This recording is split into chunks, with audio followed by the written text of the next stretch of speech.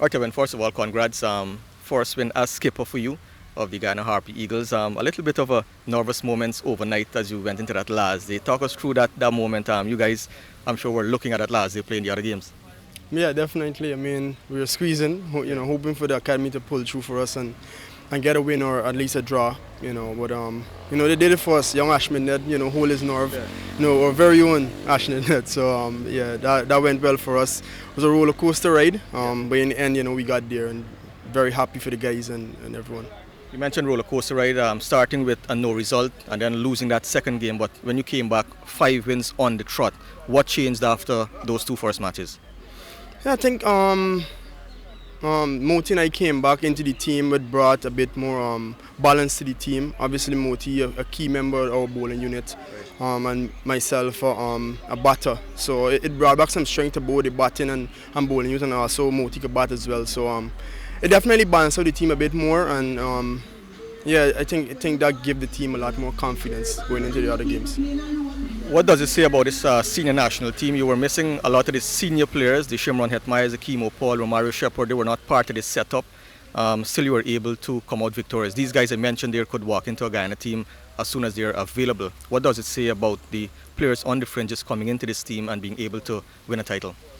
It shows character more than anything else. I mean, Guyana has some depth. We always have talented players, and to see these guys take up the mantle and hit the ground running at first class level. It was brilliant to see.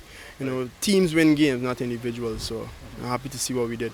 Right, Raymond Perez, young guy making his first class debut this season. Isaiah Thorne coming into the competition and doing well as well. Thought on those two guys? Yeah, I mean, Isaiah Thorne was brilliant for us. We came in a bit raw, but game after game, I think he improved. He showed a lot more control, a bit more understand about his game, and it's exciting to see. He has a bright future ahead of him. Exciting to see what he does next year. Raymond Perez, had his struggles early up, but he's more comfortable at the top of the order, and he showed in the last two innings. He showed his brilliance, he showed his class. A bit more attacking, but he goes about it his way, and happy to see him get some success at that level. Right. Finally, apart from you leading that team to victory, you led from the front with the bat. What has worked for you in terms of being able to be so consistent with the bat? Yeah, exactly that consistency and method and approach. For me, last year was a bit of a struggle. I tried different things. This year, I just try to focus on, staying consistent with my method and going about it every single game. Whether I got success or, it didn't go so well, stick to that plan as long as possible. The plan that got me success in the past, and it showed in this year. I managed to, go back to back and score runs consistently with that method. So it is one that I'm going to use, moving forward more consistently. Is captaincy helping you to focus more on your batting? Hard to tell. I've put in a lot of work into my game, and I think it's just a reflection of the hard work that would have gone in. The captaincy does add a bit more.